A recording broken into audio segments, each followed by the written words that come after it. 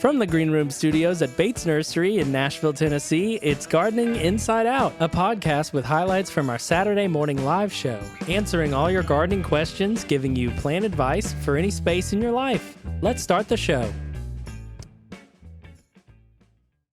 Hey everyone, it's Caroline Gant. Hey everyone, it's Austin Lowen. And Tyler Blankenship. And here we are a day before Thanksgiving. Right up to it. Great. That's right. I love Thanksgiving. One of my favorites. I know you love Thanksgiving. Mm-hmm. You can't beat it. I mean, casseroles everywhere. We're in the South, so we're in the land of casseroles. And it's my absolute favorite. Let me ask y'all this. Is macaroni and cheese on the plate when it comes to Thanksgiving? Yes. You think so? Yeah. My family's never done mac and cheese for Thanksgiving. It's getting kicked off my menu, unfortunately. We got squash casserole, though. Yeah, you've got to have squash casserole. Austin also does not have squash casserole on the menu of Thanksgiving. Squash is not in season at Turkey Day. Okay? You have to have it. My family always has squash casserole. Now, mac and cheese is a new addition. That came with my husband's family. They do mac and cheese. My family does not do mac and cheese. Mm-hmm. My brother-in-law's family does mac and cheese every year. But I feel like it's now a staple. Okay. Because it's amazing. I mean, it is delicious. I can't be mad at it. You know, I'm kind of a big fan of just like make my whole plate with everything I want and then gravy over all of it. That's kind of the go-to for me. On everything? Everything. Even the green bean casserole, don't care. Even the cranberry sauce? No, that's like a dessert. That doesn't Dessert. That doesn't go on the plate first. I don't know about y'all. My mom makes that sweet. It's like a sweet treat at the end. Oh. Yeah. You know, I usually make a cranberry sauce, and I forgot about that this year. And I'm not going back to the store because I'm cooking tonight, and I didn't get anything to fix that. So, Well, that's okay. Sorry, fam. You're not getting that this year. It's okay. You know what? Real quick before we get into anything plant related, what's y'all's favorite Thanksgiving thing? Squash casserole. Really? Yep. That's your go-to? Yes. That cannot be the best thing on the plate. Yes, it is. Okay, fine. It's your opinion. Thank you. It is. You're allowed of that. Tyler, you're up next. Stuffing. Stuffing. Turkey dressing. Yeah. Yeah. Well, the gravy definitely goes on that. Absolutely. How about you? Uh-huh. And I would like to have 3 different kinds of gravy. The white, the brown, the giblet. Uh-huh. All of it. Yep. Yeah. I'm a gravy guy for sure. Yeah. Yeah. I mean, if I could count gravy, I would, but I don't think that's like... You can't count gravy. No, you can't count So what gravy. is yours? I'm basic. The turkey. If the turkey's done well, I love turkey. You know, it's turkey with the mashed potatoes and gravy all in one bite together. You're like, it's the whole plate. That's it's the everything. bite for me. Yeah. Mm-hmm. Well, we covered all of Thanksgiving dinner with all of our favorites just now. Well, good. Needed to get through that. We are here in Nashville, Tennessee. Zone 7B. And 7B chili right now. 7B chili. You ain't lying. It is. Wintertime is not technically here, I don't guess, but it's feeling like it this weekend for sure. My fireplace has been going. Hey, but I do want to wrap back around to our turkey talk because I was not done with it yet. Okay. Okay, Caroline. You do you. Take it away. I will, but I'm not going to talk about the kind of turkey you eat because on the show, which you will not hear about because this is our audio-only version, it's the podcast version, but Austin and I did create a turkey. A plant turkey. A plant turkey that we had on display during the video broadcast. I actually made a cute little reel of it that is on both our Facebook and Instagram. So if you don't follow us, go ahead and hop over to those 2 social media platforms so you can see the turkey we made. That was one of the cutest things we've ever made. That was fantastic. It was like a 7th grade art class. A lot of hot glue. And it's great. actually still on display here at the nursery. We still have it on a Lazy Susan. It's just up there rotating right outside the houseplant greenhouse. So you can also come look at it in person. Yeah, sure. That was fun. It was a good time. But yes, I did want to mention that for our listeners so they can hop over and check it out. And, this is definitely a podcast, but we also work here at a nursery, a very large nursery called Bates Nursery and Garden Center. And this is the week where we're starting to move some stuff in. We're getting prepped for this very cold. I saw, I think, around 20 maybe or such-ish around Saturday night. Oh, yeah. So it's going to be in the 20s. We're kind of like on the outskirts of Nashville a little bit here, so we always get a little bit chillier than what you see in the city, which is pretty common with all cities, I feel like. The surrounding areas get a little bit chillier. So I'm ready for that. So everyone should have sufficiently brought in their sensitive plants. Plants that are sensitive to cold. Are you staring at me right now? I happen to be. Because they're not all in yet.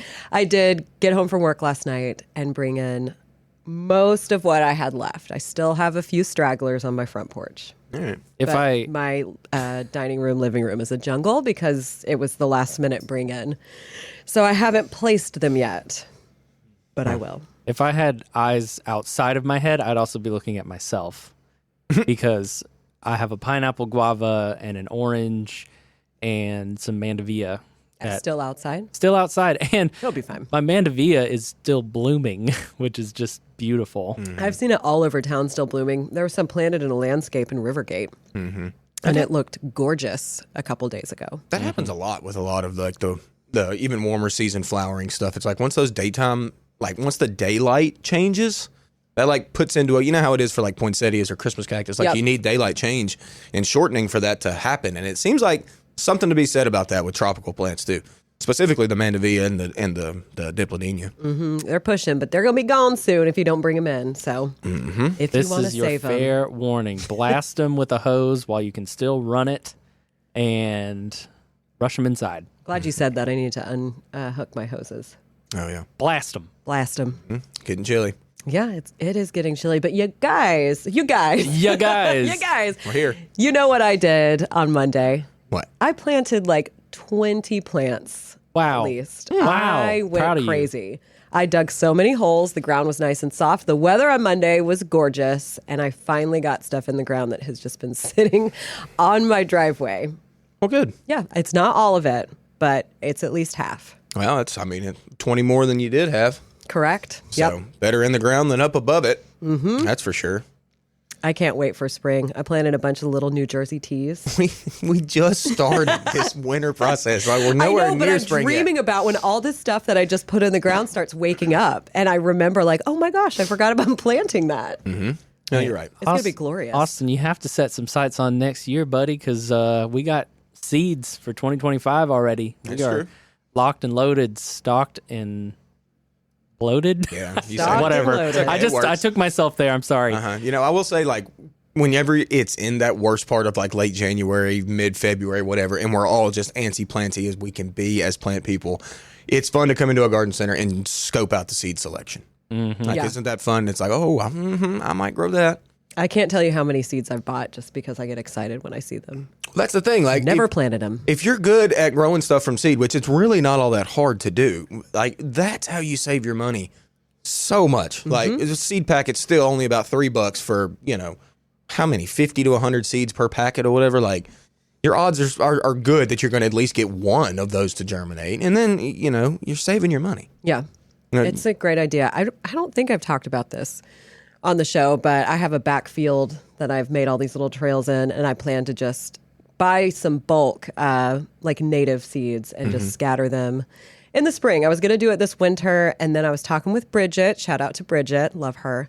The birds. She was like, the birds might eat them all. I was like, that is a valid point. I is a good wouldn't have point. thought about that. We're out there foraging Yep. during the day. Yep. So I'm going to wait, and then I'm just going to throw seeds out there. I mean, it's going to be a good luck. Let's see what happens, because I'm not going to be able to get a hose out there unless I buy like 5 and put them all together. Well, yeah. Well, sowing your seed, you know, right before you know a good little nice rain's coming in, and that's kind of the way to do that.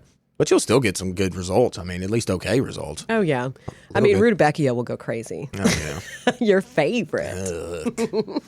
Yucky. Great germination on that one. Oh yeah. Fantastic plant. Love it. And there's some seeds we ought to think about too that we're not just necessarily going to direct sow.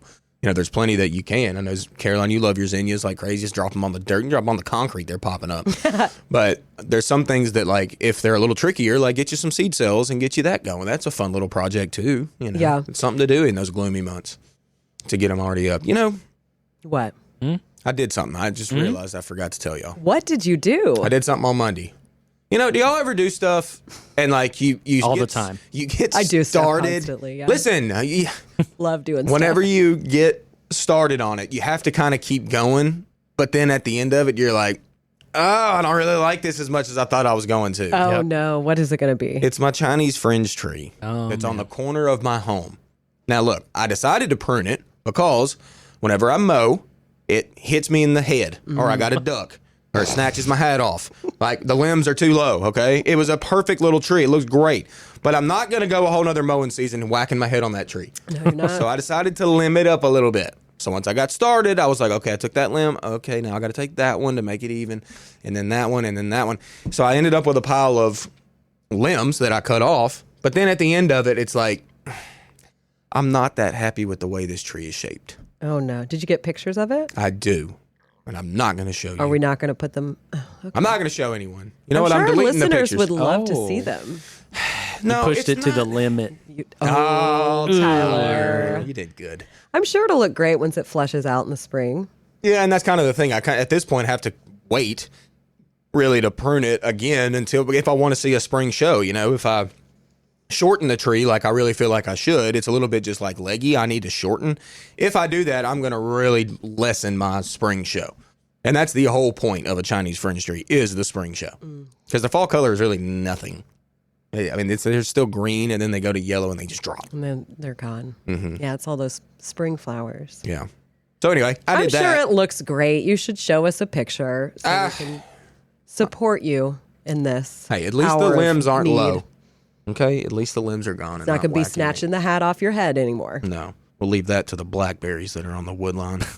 I hate those blackberries. You're battling a lot on your property. They're just trying to high five you. Man, they're They not. Good game. No, they're not. They're trying to just scratch me. I have them know. everywhere in Like that a- backfield that I'm talking about turning into a little native flower habitat. Yeah, and it's evil. And they just come up. Somehow they're not, I just don't think they've made it to this area yet.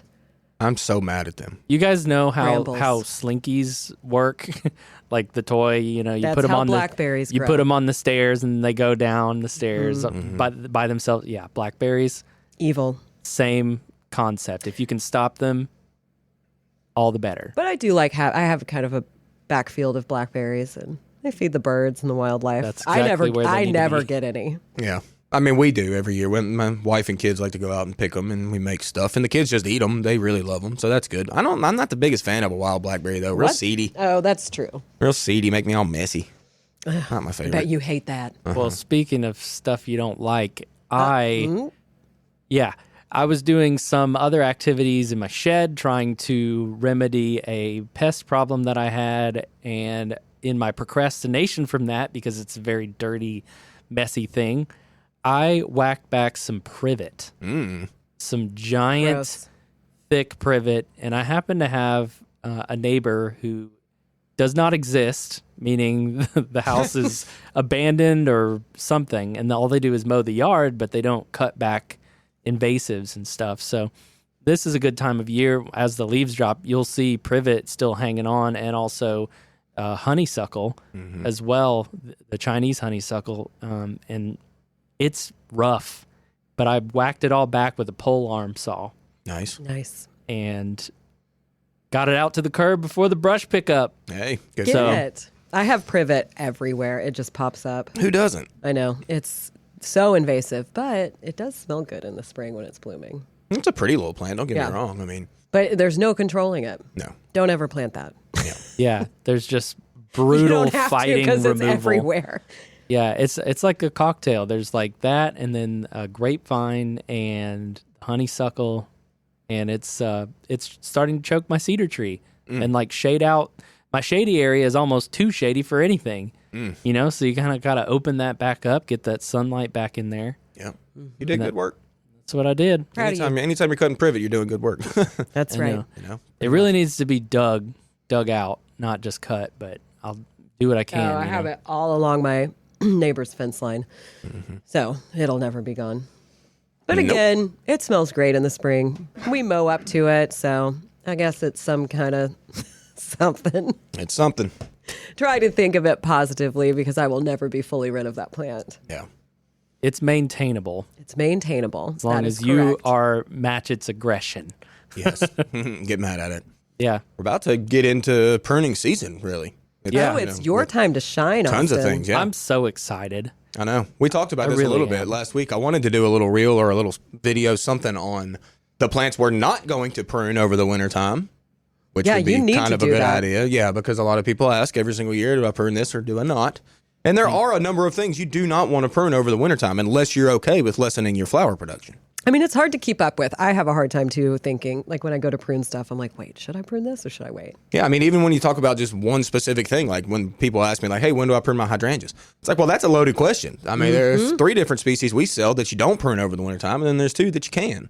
So we need to kind of know specifics on that to help you out. Go ahead and just tell our listeners what those are, because they might be like, well, what are they? You're going to say that and then not tell me? The 2 varieties that you certainly want to prune over the wintertime is going to be your Annabelle types, which is your arborescens, and also your paniculata types, which is like most commonly known like limelight, little lime, bobo. Those are your panicle style hydrangeas and your arborescens. Both of those can be pruned over the wintertime, and you do nothing to the blooms next summer. Now, Correct. The macrophyllus, that's those big round blue or pink blooms that everybody loves. The Endless Summer collection comes to mind. You don't want to prune those over the wintertime, y'all, especially here in Middle Tennessee. Like, you just really don't. Let them be. Oak leaf hydrangea gets large, and you can prune that over the winter. You're going to lessen a little bit, but honestly, it's a vigorous grower, so it's fine, but not recommended. And then the last one is the serrata hydrangeas, which is what we call the lace cap styles. Those are also going to bloom on last year's wood, so do not cut those over the wintertime. Don't do it, for me. Perfect. I love hydrangeas too much, so don't do it. You do. You're like the hydrangea queen of the nursery. Yep, I'll take it. That and roses. Which one do you like more? Oh, that's too hard. You gave me a side eye right there. We don't have enough time in this show to answer that. That's true. They both have their very own unique qualities, so there's no need to choose one over the other. True. Mm-hmm. But how can you not love a classic rose this time of year? There he goes. My Carefree Wonder. I know I've talked about it, but that rose is still going strong. Yeah. It beats my knockout that I think I'm going to finally dig up. Good. There's nothing wrong with it. It's just been overplanted. I've had it for a long time, and it's just gnarly at the base. Like I cut it all the way to the ground almost a couple times, and now it's just, it's crazy.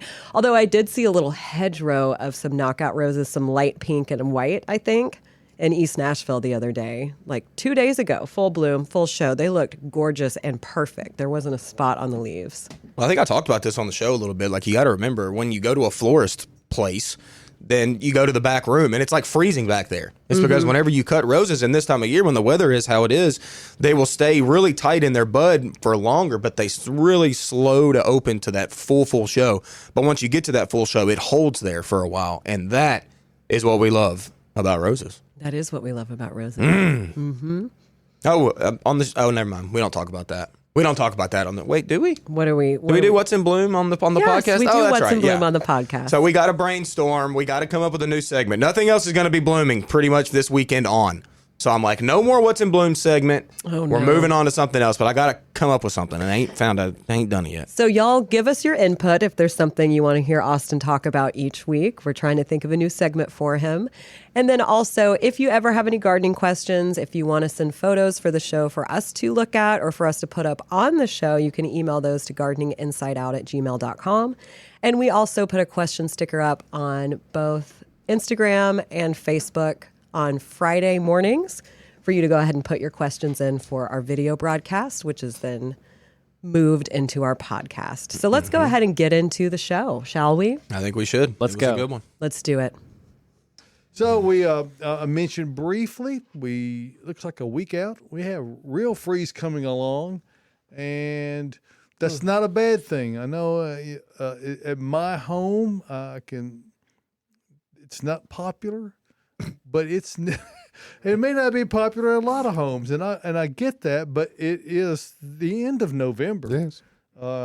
It is time for cold weather to be coming along. Just roll the clock back a couple of years, and we had a similar setup where we had a 60-degree drop in a single day, and because plants were not really fully into dormancy, we got a lot of damage, severe damage. We don't want to see a repeat of that. We're still seeing signs of that damage. I mean, it's still coming. Yeah, it's a lingering freeze effect. So people who have not dealt with it, you either just look at these sticks for the foreseeable future, or wait for something to grow back out from the base. But so Austin, tell me what you think about that. Are you feeling good about where we are weather-wise, specifically in regard to the temperature, or where do you come down on that? I mean, I think it's like you just said, it's time. Like it's late for this to happen, but at least it's happening. And I think it is funny that we still talk about the freeze 2 years later, almost daily out here. Yes. Like seriously, almost daily I get people that say like, well, remember 2 years ago, my laurels lost all their leaves, or whatever. And so, yeah, you're right. It is, plants are still not actively growing, but they're still like, not necessarily dormant yet. And some things are actively growing. I mean, some things are. What I noticed specifically was the Korean boxwoods that are out there. They had a fall flush, like a spring flush, except for in the fall. So they have a lot of tender growth leaves right now. So I'm wondering if that growth is going to really be damaged, coming up here within the next week or so, if we get that real freezy temperatures. It was windy yesterday too, so I mean that was the one. Yeah, I hate the wind. That's what got us in. You hate a lot of parts back there of in the that weather. winter 2022. That wind chill factor got us as well. So I mean, I mean, stuff is still. It's just out there. I mean, I've stuff that I've expected to go away is still going in. Yeah. Man. Well, it's become time. This is kind of the week. We've had at least 3 nights now of like pretty much frost. I've had frost on my windshield for the past 3 mornings. Yeah, I had frost this morning. Yeah. So And I wonder how my houseplants are that are still. How are they? Give us an update. Are your houseplants in? No, I spent last Monday bringing most of them in. I got my huge cactus. I should have sent a picture to Tyler to bring up. I'll get it up. Okay, but I had sent them a photo. I did get the giant cacti in, but I probably still have about 20 houseplants still outside. Those are those ones that you're just like, do I really want you, or am I just Not gonna let you necessarily. go? I just get home from work at night and I'm like, I don't it's want 10 to mess with p.m. plants. I've been doing this all day long. I know the feeling. but you yes. But I'm learning about them. But you got to be honest. You're probably like the last 20 that you got are probably the ones you like the least, right? Yes. Got an alert for Maybe. That was Oh, that was wasn't me. Perhaps. Okay. I don't know. I wouldn't say that, and I don't want them to hear that because I don't want their feelings to be hurt. Oh gosh. We do have quite a few questions, so we're Oh, ready good. Let's do that. to dive on into Sure. them. Okay. Right, we've got a lot of questions about planting in the cold, so we will start with those. Is it too cold this weekend to finally plant the conifers I have been procrastinating on? Oh gosh. No. Especially Absolutely conifers. not. Yeah, I mean They're gonna conifers are love typically the most cold hardy of cold hardy. So I don't know what you're growing, but there's not too many conifers that like love the heat. It's more like they love the cold. So it's time. It's Like, always fascinating to me, Austin, how the people equate still to this day on so many things equate, time with planting. Yeah. And from the overwhelming majority of the things that we have that are available in the entire scope of flora that we offer and that everyone else Or fauna. does, yeah. you can plant it anytime. I mean, the only time you can't plant it is when the ground is frozen solid, and in these parts, that's not very much. No. You might have a week, a year, or maybe every couple of years it's that way. So the main thing is just do the things you would normally do your soil prep, water in thoroughly. Even if it's rained, it's more about getting the air pockets settled out of the soil. So if you do the things that you're supposed to do whenever you might believe is the optimal time to plant, you're going to have equal success. So, right now is a really good time. If not better success. I mean, getting them in and then letting them be latched in for the spring and let them do their thing, and already be kind of in there. And you're right, David. Like every day this time of year, we get questions. Hey, is it too late for me to plant? Like, I'm out here wanting to buy some stuff or whatever, or just at least looking like, but is it too late? Or like, I always you're want to right, ask, no. what time is it? Yeah, exactly. I know. So, No, I don't mean time of day. No, I know what you mean.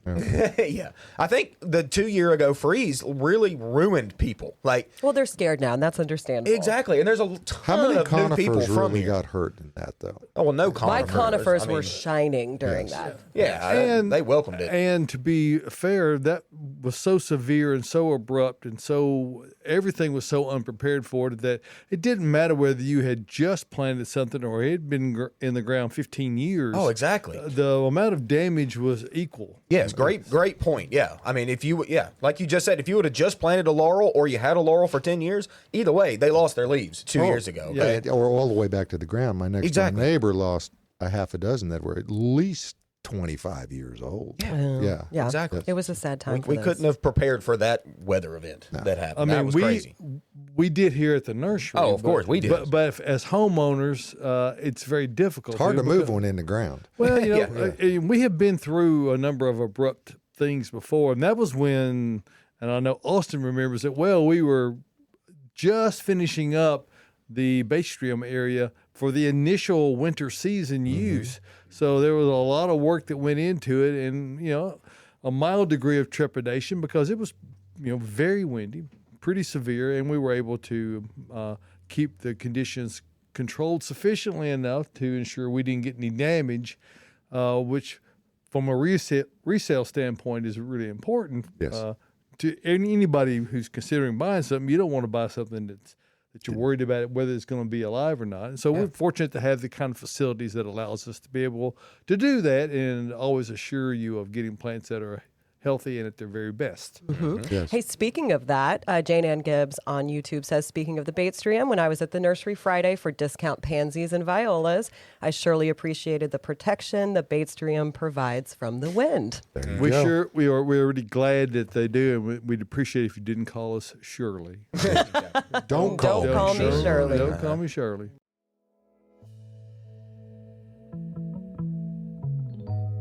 Gardening Inside Out is brought to you by Earth Mix Garden Products, creating regionally sourced high-quality soil blends and amendments for the sustainable-minded gardener. Fall and winter are great times to plant in the Southeast, and Earth Mix can help you with Landscape Soil Conditioner. Mix landscape with your native soil to feed all winter long. Added mycorrhizal fungi help your plants get established faster and increase hardiness through the year ahead. Visit earthmix.net for more information and retailers near you. Remember, success begins at the ground level when you use Earth Mix Garden Products.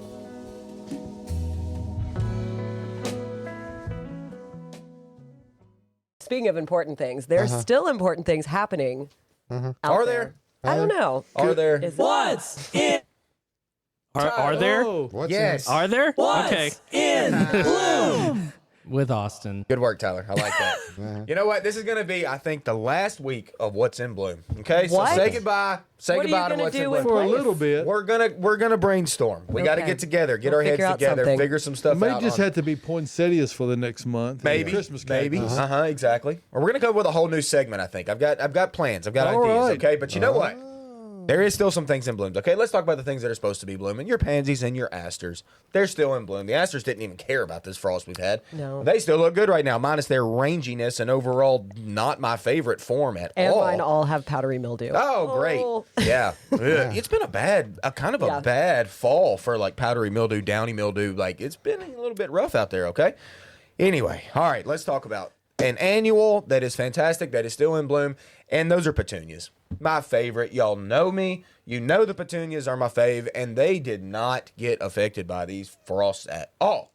Looking great this morning. Looking great. I should have taken a pic. I Yeah, didn't. mine know are that- going strong. They are not quite as tough as a pansy for cold weather, No. but they're close. They're kind of close. You're They right. can handle a light freeze, and it really doesn't do that much to them. Yeah, no, you're right. Okay, are y'all? This is a question. I have a question mark written down here. Are your azaleas and your deciduous magnolias that have been blooming? Are they still good? I don't know. I think they probably are. I think they probably actually the are. magnolia probably not. I bet the magnolias that were throwing some blast blooms probably got damaged over the past 3 days. So probably not those in bloom anymore. Did the azaleas hold up okay? Because they're full show around town. Yeah. Like full show around town. Did they get affected? Y'all chime in. Let us know if you got azaleas. I want to know if they're mushy this morning or if they're perky this morning. Okay? My Let us azaleas know. never bloomed. They never cracked. Interesting. Isn't that interesting? And then you see some all around town that are Yeah. just full show or half show. Like, plants are weird. Mine They have just been do what blooming they like want. crazy. Yeah, see? But still, y'all comment. Let us know if your azaleas still look good, okay? Hey, my Chinese viburnum right now is still throwing blooms, and it looks fine. It did not get affected. Now, the blooms are not as big as they typically are in the spring. They're a little bit like half size, but that's okay. They're still showing white. It's a good plant. Chinese viburnum, y'all, you need to be growing it. It is fantastic. Just make sure you have room for it because they explode. Very big, very quick. And there's no tariffs associated with those. That's right. Exactly. Yep. Shout out to our 200%, man.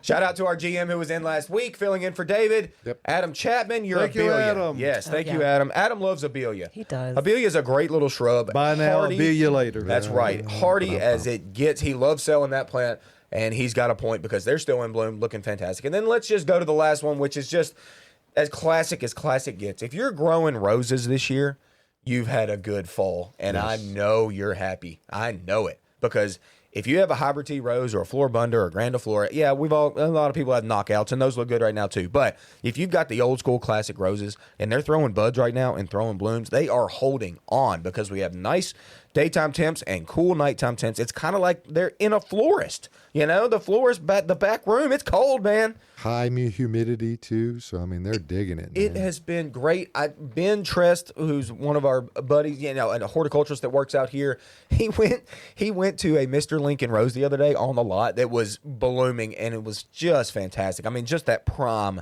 and he wanted to smell it, and he went down to grab it to smell it, and he broke it right off. And I was like, Ben, what are you doing?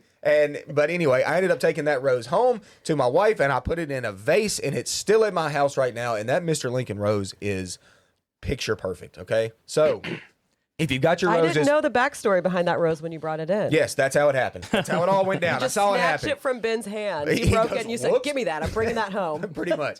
But it's showing tones of like pinkish, reddish, dark black on the interior. Like, y'all, if you've got roses and there's a bunch of buds on them, please cut some of those roses and bring them in your house because it is so fantastic to watch those go from tight in bud to fully open bloom. And the smells you get are fantastic. So all you rosarians out there, even if you're not a rosarian, you're just growing roses, good for you. Classic roses. Look at that, Tyler. Perfect way to end. Oh, wow. Perfect way to end. That's my hand. Sorry. Look at hand model. Wow. No, Look sorry. at that. But that is, what was that rose? It was called Fragrant Cloud. Fragrant Cloud, and it's so fragrant. Yeah, that one smelled amazing. And I didn't break it. It's actually still out there right now. You can It's see so it. heavy it kind of flopped down a little bit. It does. It like it's turned hanging down. on there It's to the got side. a petal count of like 38 or something. Like an amazing petal count on that. Huge, too. Our roses right now. If you want to see Fragrant. good looking roses, come out to see us right now. Like we got some They old do school look roses that are looking money, and they're 20% off. That's what's in bloom. Thank you. That's it for the year. That's it. That's all. That's all you get. We got to come Austin, something. way to go, man. That's So all you good. got. Yeah, my carefree Aw. wonder going crazy. You're welcome. Hey, Joyce says my encore azaleas are money. Joyce Okay. also says my hellebores started blooming, which I've heard from some plant friends of mine that they have hellebores that are starting to bloom in Ostin. I was combining that with your name. Good job, And then Joyce. Joyce also says mine. And I'm assuming Joyce is referring to the turkey. So it looks like the turkey has been claimed by a good friend of the show. Joyce, you're taking our turkey home. Yes. Oh. And Donna says, Happy Thanksgiving. Love the turkey plant. Such a creative group with so much talent on all levels. Thank you, Donna. That's Donna. probably one of the All levels? nicest things anyone, all levels. So sweet. Creativity Every on level. every single level. Yeah. But y'all, we got a Sea lot of level. questions. So let's get back into them. Okay. When, if ever, do I prune drift roses? Oh, well, Gosh, you can. I mean, you can almost prune a drift rose any time of year. I'm not going to lie. Like, When it- would you do it? Well, when would I do it? I mean, honestly, you kind of prune throughout the season, like we do here, y'all. They at the are a nursery. shrub. They're a shrub rose, so like they'll send a huge flush of blooms out, and then once that kind of finishes, like that's when I cut get them. mine. Yeah, like cut them like that's like during the growing season. because they like a haircut. Oh, they really do, and they push new growth and they push new blooms very quick after you do that. So, I mean, doing it during the season is certainly a good practice. And typically, that's when you would want to apply fertilizer if you're needing to, reapply during the growing season. Give them a shear back, apply the fertilizer, then boom, because they bloom on generally a monthly cycle, but that cycle is more dependable if you're doing a regular pruning on them. And since they're a shrub, a shear is really nice and easy, and you can keep them looking tremendous. Yes. And Renee and I were out of town for a couple. We actually were. We were out of town for a couple of weeks, and Renee was, astounded by how fantastic her roses looked in the front bed, drift roses right there in the front. They were amazing. It's been a my great drift And are roses right amazing. now are in full bloom. Yes, it's been a great year. And just to finish up, if your rose is really rangy over the wintertime, it's kind of leggy, it's throwing some wild hairs or whatever, let's just prune it back tight, okay? So you don't have to go too far or anything, but let's get everything back uniform. That way in the spring we'll have a nice uniform bust, and the spring bloom's going to be great. Beautiful. Amazing. Yep. We're going to talk about another flower that Austin is a big fan of. Here we go. What we do I got? do with my dahlias? Dig them up? You said, oh. Yeah, love me some dahlias. They're great. Yeah, for best success, we recommend that you certainly dig them up, put them in like a You look like you were playing the piano, and I just had to say. you put them in like a paper bag, the tubers. They're kind of big, so try your best to really dig, Really wide around them. Yeah, because we really want to not damage those as much as we can. When you lift dahlias, like be careful. Like the tubers will break off somewhat easily, so let's be a little bit gentle with that. And they're very expensive also. Yes. They are. My So it's gosh, a good yes. practice to try to overwinter these guys inside your home, but or in your shed or something. Like we don't want hot. We don't want our homes in the winter are what, 70, 72-ish. We don't necessarily want that. Will they wake up in the house at that? Sometimes maybe, but if you keep them in a dark spot, say like under your sink or something, like in a random spot like that, or even in your shed. Yeah, just don't forget about them. Yeah, just don't forget about it. But yeah, we do recommend this. Now, can dahlias perennialize here? Most certainly. Ben Tyler's had some. Tyler's had some over winter. We've had Ben have some over. What did he tell us about a third of his dahlias? He didn't dig anything last year, and he said about a third of them just came back by themselves. So Diminishing are returns. those odds great? No, not necessarily. So that's why we recommend to lift them. If you just knew which 2/3 weren't going to make it, you would only dig those up. Exactly. There's got to be a pattern. There's got to very be a hard to pattern predict. somewhere. Yeah, and it's not always the cold with right. dahlias. It's also the wet over Right. the winter. They can Wetness. rot They can just badly. rot in the ground. So that's another reason for lifting. So I do recommend that because dahlias are so worth growing. You love them. So How really, can you not? So really, to be on the safe side, you really should dig up about half of them, and that way you can dig them up where you want to, and then you're going to have it in a little insurance policy. There you go. That those are very likely to survive if you get them in the right conditions inside. Maybe pack them in a bag with perlite, for instance, or something that's very sure. dry. That will keep them from, if there is rot that occurs, keep them from touching each other. And then the ones that you have left out, then you'll see what happens. You'll see what happens. It won't be a lost cause. All right. Speaking of bulbs and tubers and all of that, can I still plant spring bulbs, or is it too late? If so, what bulbs do you recommend? Well, the bulbs that you can find right now, I Yeah. think is kind of the thing. We certainly still have daffodils. We certainly still have tulips. We have hyscinths, I belive, still in Irises. there. We're still We've got pretty iris. stocked We have on good stuff. amount of bulbs. Yeah. Do we have irises? I don't know if we have irises or not, Josh. As a bulb form, we probably have some in pots with roots, already in a can. I think we still have some. Yeah. But those are kind of the bulbs that we still have left. And yeah, certainly it is time. Yeah, get them in. Like, you plant bulbs cold, You know I what I'm planted going to a do? ton in the winter 2 years ago. Yeah, exactly. Like, it doesn't really It matter was all like that much. January, and I had them, so I said, I'm just going to try it. I'm going to plant garlic soon. I told my wife the other night, I'm like, why am I not growing garlic?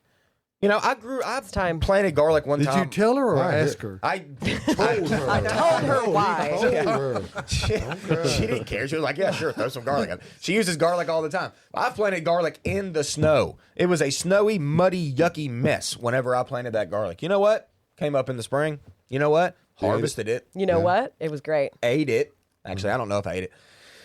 Why Maybe would you didn't. You sold didn't it. know it. It was when I worked for MTSU at the university. Oh. We sold organic veggies, but the garlic was great. And why am I not growing it? I need to be. I've heard it's a rascal. I mean, it can be real finicky. No, I've never had any issues with my I've never garlic. had I've issue heard, with garlic yeah. either. Huh? No, it's just another bulb you plant in the wintertime. It's going to come up and be fine. It's easy. Y'all know you can go to the grocery store. It's not necessarily recommended, but you can go to the grocery store and you can peel off every single individual clove from a garlic. Stick those right in the dirt. They're going to make you a whole new garlic for the next season. A whole new garlic. A whole new. A whole new garlic. That was a Whole bad new sentence. garlic. Okay, I realize that was It a was bad a sentence. great sentence. No, it'll make a whole new bundle of cloves. Okay, from one. Y'all know what I'm saying. I love it. Quit. Bulb? Quit, you said, get on to the next question. Hey, Joyce, bringing it back to dahlias, Joyce did ask, is an unheated garage better than inside the house for dahlias? I would say so. I think so. Absolutely. That's the spot. Yes, your garage. That is it. I don't have a garage, so I tend to forget about that. But yes, if you have a garage, that's You perfect. don't have a garage? No. I mean, I don't have a garage. I mean, I got like a shed. I got a barn. Yeah. I feel like it's the same thing. And Kind of. the qualifier there was unheated garage. Yes, that's the point. Exactly. You want it to be enclosed structure so that it doesn't have a rapid temperature change. You want it to be fairly consistent.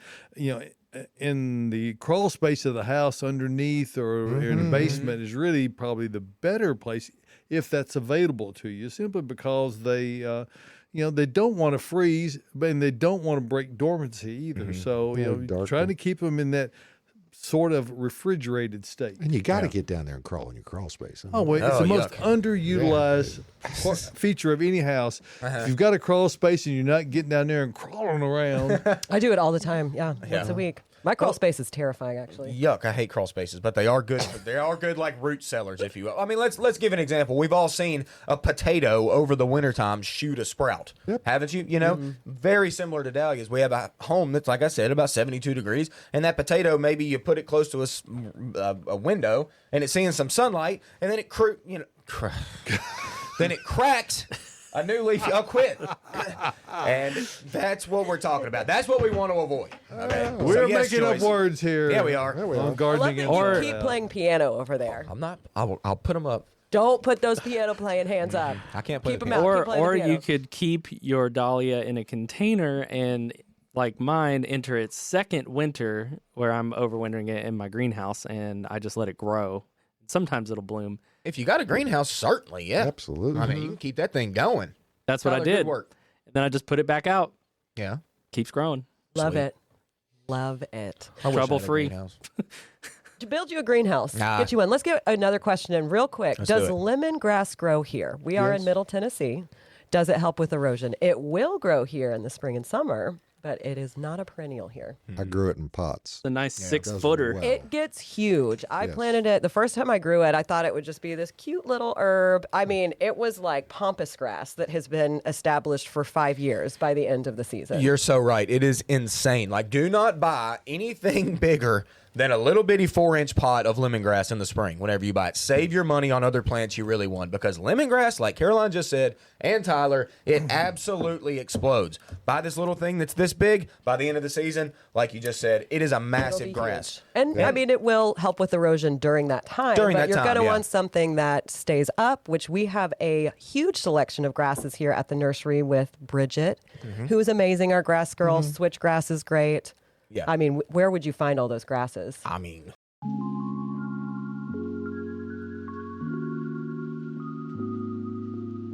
Additional support for Gardening Inside Out is brought to you by Bates Nursery and Garden Center, a third-generation nursery located in Nashville, Tennessee, and 20-time recipient for Nashville's Best Garden Center, offering the widest selection of new arrivals for fall, like specimen conifers, Japanese maples, and pansies in nearly every color. Open year-round, minutes from the heart of Nashville in beautiful Whites Creek, Tennessee. Browse their selection online anytime at batesnursery.com. Bates Nursery and Garden Center, beautifying Nashville since 1932.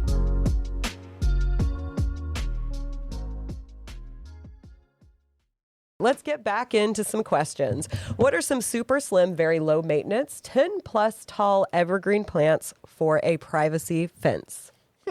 well, we have options for that, okay? Sure do. I mean, my favorite, y'all probably know this by now, is going to be juniper, Taylor juniper specifically. Very, very skinny and definitely 10 plus. You could expect 25, 30 usually on a Taylor juniper. And it's evergreen. If you want that Italian cypress look, that's Yes. the best thing that's available. I mean, there is nothing else that has that, what we call fastigate growth Excuse me? habit. It's, It is yeah. Family show, columnar, David. upright, and doesn't get very wide. It's full sun, though. It's not a shade plant. No. But they'll give you that Italian cypress look, and they'll live reliably. Exactly. It's our native Yep. juniper. Juniper's Virginiana. Like, that's what we have here natively. They It took actually was a no- sport that was discovered in Nebraska, right? Yep. Taylor, Nebraska. But it's Taylor. There you go. yeah. Right. Too bad it didn't get discovered in Nashville. Yeah. But it lives great in Nashville. There's also other arborvitae choices, y'all. There's, columnar boxwoods. There's upright, like sky pencil holly that's like, right around that 10-foot mark. But y'all come out and see us. We got options for that. I mean, We do. It's a huge topic nowadays. I need something tall and skinny.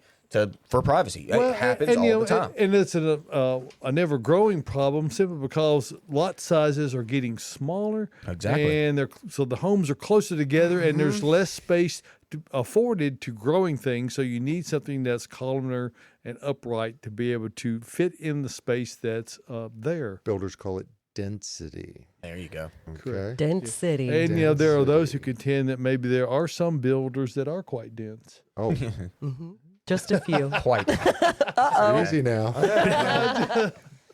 Y'all, I can't get over this Well, turkey. it's not limited to just the building trade. I mean, I resemble that remark. Oh, being dense. Yeah. Let's being get to another dense. question. Let's do it. All right. Our next question comes from Cherry. We haven't seen Cherry. her out here in a minute. It's been a few weeks. She comes out and hangs out with Ryan. She Ryan is great. He is great. We all love Everybody Ryan. loves hanging out with Ryan. Yep. So Cherry says, alas, the rowdy bucks got to 3 of my newly planted trees before I had a chance to put up a barrier. The barriers are now in place, but what can I do to help the tree heal? One has disrupted the bark over 75% of the circumference. The other 2 may be halfway. 2 maples and 1 black gum. I thought deer were finished with that sort of thing by now. Dang it. I Hey. appreciate your help. Signed, Cherry. Cherry, I'm with you, girl. The exact same thing happened to me. For the past 3 years, my bald cypress has been rubbed by bucks, and they get it good. I mean, well, bad for me, but good for them.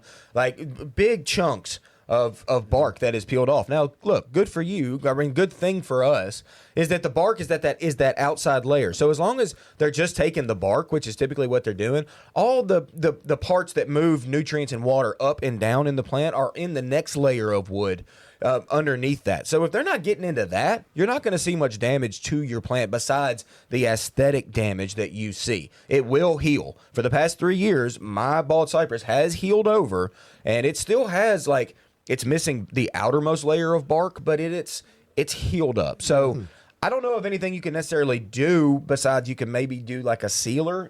They sell it's kind of like a black tar. I know, David, you don't like it much. I don't like it much. I don't like messing with it. It's purely cosmetic. It Yes. does not really perform any function other than it makes you feel like you're doing something. Exactly. And you are doing something. you are It's just doing- not necessarily Doing beneficial. anything. Exactly. And Cherry, what you've already done, which is make a barrier around the trees, is really all you can do. Yeah, I know you wish you would have done that before the buck damage, but it happened. It's part of it. It's part of it. If all trees that got rubbed by bucks died, then we be wouldn't no have many trees. trees. Okay, so that's a part of what we live with. Even with the 25% of area where there's no damage, it'll easily come back. It just, Takes time. it'll take a while. Yeah, takes time for sure. All right, our next question comes from Colin. Hey, Call. Hey, Colin. Good Morning, morning. Call.